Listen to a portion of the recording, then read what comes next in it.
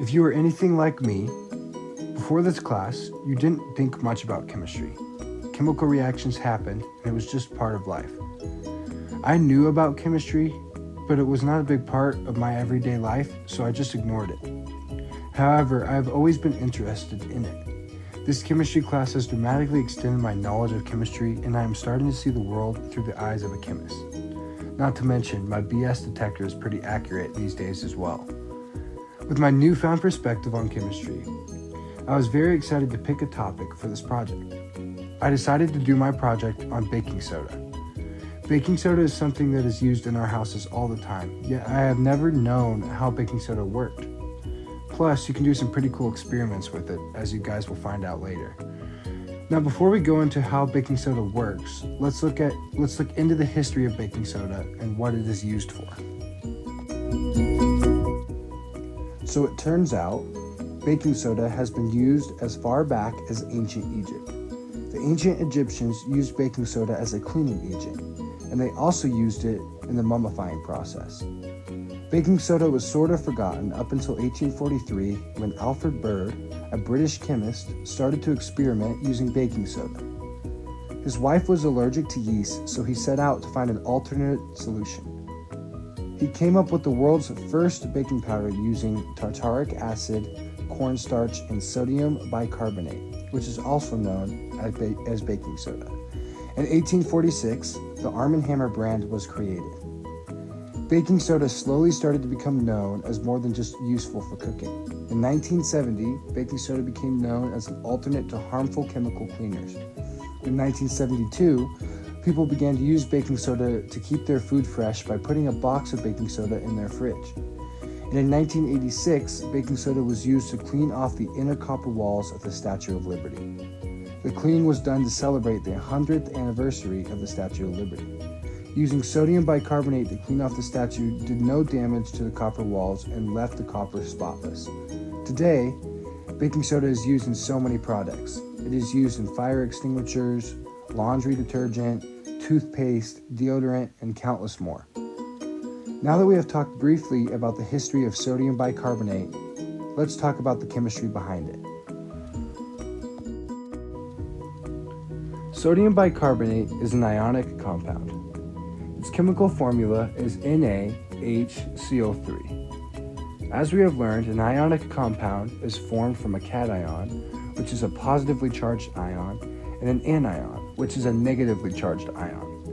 These cations and anions are balanced out, making sodium bicarbonate neutral when it comes to charge. The charge on sodium is +1, and the charge of bicarbonate is -1, thus making sodium bicarbonate neutral. Sodium bicarbonate is a base and has a pH level of 9, making it an alkaline compound. Here's a picture of what its Lewis structure looks like. And here's a picture of what its molecular geometry looks like. If you can't tell, its molecular geometry is trigonal bipyramidal. Sodium bicarbonate appears as a white, odorless powder. When combined with an acid, baking soda produces carbon dioxide and water. It also does this when it is decomposed by being heated to temperatures above 80 degrees Celsius. This is why it is used for baking. When the decomposition happens in the oven, the batter traps the carbon dioxide bubbles and thus makes the batter rise. Here's the balanced chemical equation showing the decomposition of sodium bicarbonate. Now let's take a look at one of the ways sodium bicarbonate is used when mixed with an acid. An example of this is how sodium bicarbonate is used in a fire extinguisher. When a fire extinguisher is activated, sulfuric acid, a strong acid, mixes with sodium bicarbonate. This produces a lot of carbon gas. Carbon gas is heavier than air and is not combustible. Thus it acts like a blanket on top of the fire and cuts off oxygen from the flame, making it a great way to put out fires. As mentioned earlier, sodium bicarbonate is used as a cleaning agent as well. When it comes to cleaning, its partner in crime is vinegar. Vinegar's formula is CH3COOH. Vinegar is essentially diluted acetic acid, making vinegar a weak acid. When these two are combined, they react to produce sodium acetate, water, and carbon dioxide. This reaction is what cleans and breaks up stains. Now that we have gone over sodium bicarbonate, how it works, and some of the things it's used for, let's do an experiment using sodium bicarbonate. Hi class, this is Isaiah Kroll. I'm going to be making a homemade fire extinguisher using sodium bicarbonate, aka baking soda, and vinegar.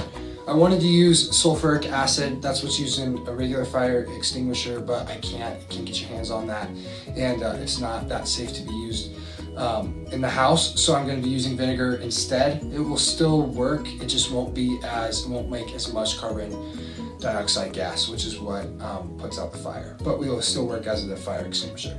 So what we need is vinegar and baking soda, and then we also need water, toilet paper, I'll explain that later, and just dish soap, and I'll explain that later as well. So let's get started. All right, so I've gone ahead and put together the fire extinguisher. So I used about a half cup of vinegar, about 3/4 to about a cup of water. It depends on, you can switch the ratio a little bit. This is one I found worked best. And then a little bit of distilled soap or dish soap. And the reason we put dish soap in there is because it makes it foam up and cover the fire a little better. And then I rolled baking powder inside of toilet paper and put it through the lid, and it's hanging down right here. I don't know if you can see that right there. And so as soon as that drops in, it's gonna start the reaction, and then it will come through the top hole that I put in the lid and be a fire extinguisher. So let's go see how that works. All right guys, so I'm about to start the fire. I'm gonna start the fire, and then I'm gonna get this fire extinguisher, and we're gonna see if it works.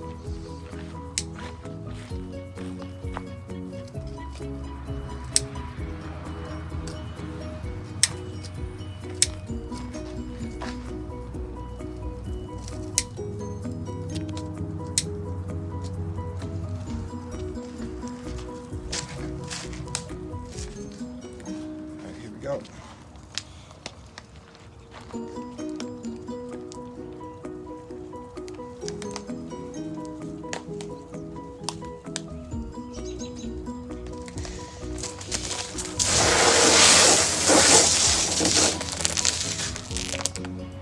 Sweet.